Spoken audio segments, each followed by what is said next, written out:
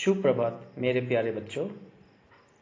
आज हम तीसरे दोहे से इस कक्षा का आरंभ करेंगे। तीसरा दोहा इस प्रकार है। जब मैं था तब हरि नहीं, अब हरि है मैं नाही।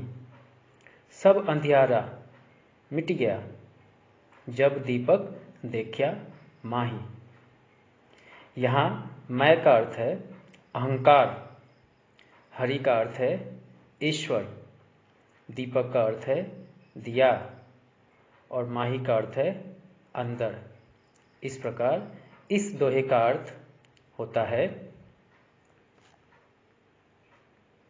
जब तक मनुष्य में मैं अर्थात अहंकार रहता है, तब तक वह ईश्वर की भक्ति में लीन नहीं हो सकता। और एक बार जो मनुष्य ईश्वर भक्ति में पूर्ण रूप से लीन हो जाता है, उस मनुष्य के अंदर कोई अहंकार बाकी नहीं रहता। जिस प्रकार दीपक के जलते ही पूरा अंधकार मिट जाता है और चारों तरफ प्रकाश फैल जाता है, ठीक उसी प्रकार भक्ति के मार्ग पर चलने से ही मनुष्य के व्याप्त अहंकार मिट जाता है।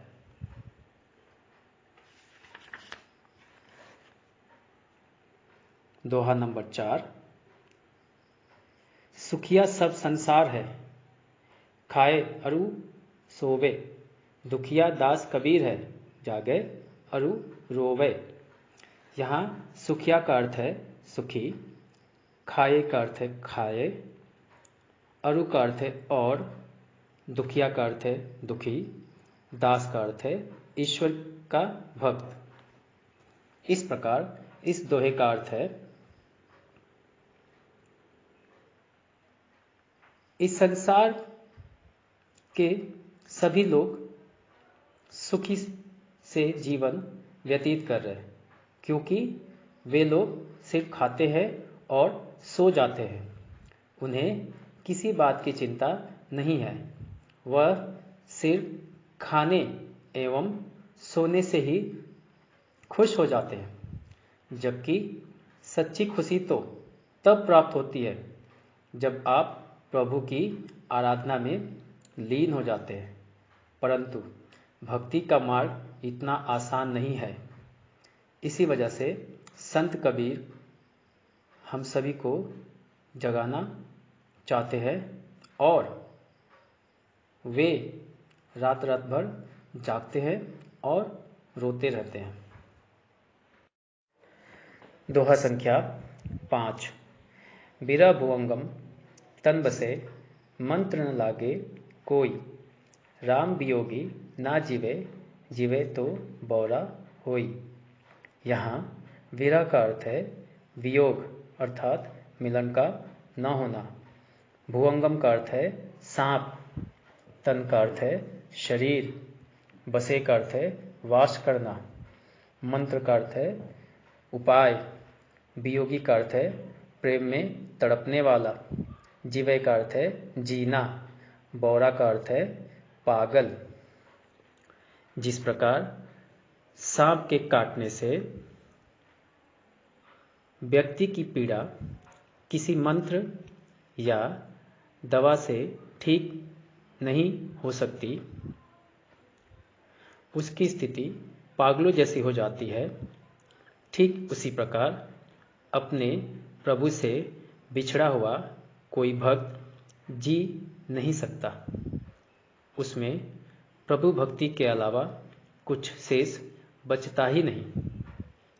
अपने प्रभु से बिछड़कर अगर वो जीवित रह भी जाते हैं, तो अपने प्रभु की याद में वो पागल हो जाते हैं। दोहा संख्या 6।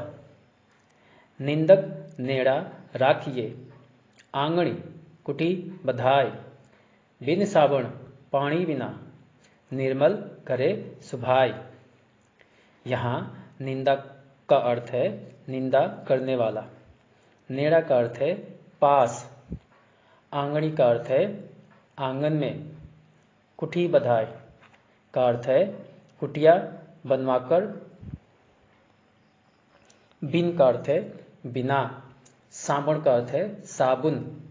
निर्मल का अर्थ है पवित्र या साफ। सुभाय का अर्थ है चरित्र अथवा मन। यहाँ कबीर दास जी कहते हैं कि जो व्यक्ति हमारी निंदा करते हैं उनसे कभी दूर नहीं भागना चाहिए, बल्कि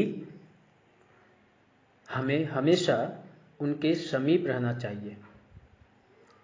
अगर संभव हो तो अपने घर में कुटिया बनाकर उन्हें रहने के लिए स्थान दे देना चाहिए, जिससे हम रोज उनसे अपनी बुराइयों के बारे में जान सके और अपनी गलतियां दोबारा दोहराने से बच सके। इस प्रकार हम बिना साबुन और पानी के ही खुद को निर्मल बना सकते हैं। दोहा संख्या 7। पोथी पढ़ी पढ़ी जगमुआ पंडित भया न कोई। एके आशीर पीऊ का पढ़े सुपंडित होई। यहाँ पोथी का अर्थ है धार्मिक पुस्तक। जग का अर्थ है संसार के लोग। मुआ का अर्थ है मर गया। पंडित का अर्थ है ज्ञानी। भया का अर्थ है हुआ। एके का अर्थ है एक ही। आशीर का अर्थ है अक्षर या शब्द। पीव का अर्थ है ईश्वर। सु का अर्थ है वह। कबीर दास जी कहते हैं कि केवल मोटी मोटी किताबों को पढ़कर किताबी ज्ञान प्राप्त कर लेने से भी कोई पंडित नहीं बन सकता, जबकि ईश्वर भक्ति का एक अक्षर पढ़कर भी लोग पंडित बन जाते हैं। अर्थात किताबी ज्ञान के साथ साथ व्यवहारिक ज्ञान भी होना आवश्यक है, नहीं तो कोई व्यक्ति ज्ञानी नहीं बन सकता। दोहा संख्या 8। हम घर जालिया आपड़ा लिया मुराना हाथी। अब घर जालो ताश का जे चले हमारे साथी। यहाँ हम का अर्थ है मैंने। जालिया का अर्थ है जलाया। मुराड़ा का अर्थ है जलती हुई लकड़ी या मशाल। जालो का अर्थ है जलाऊं। ताश का अर्थ है उसका। जे का अर्थ है जो। कबीर दास जी कहते हैं सच्चा ज्ञान प्राप्त करने के लिए हमें अपनी मोह माया का त्याग करना होगा, तभी हम सच्चे ज्ञान की प्राप्ति कर सकते हैं। कबीर के अनुसार उन्होंने खुद ही अपने मोह माया रूपी घर को ज्ञान रूपी मशाल से जलाया है। अगर कोई उनके साथ भक्ति की राह पर चलना चाहता है तो कबीर अपनी इस मशाल से उसका घर भी रोशन करेंगे, अर्थात अपनी ज्ञान से उसे मोह माया के बंधन से मुक्त करेंगे। बच्चों, आज की कक्षा में इतना ही। मैं आशा और उम्मीद करता हूँ कि सभी दोहों का अर्थ बड़ी ही सरलता से मैं समझा पाने में सफल हुआ हूँ।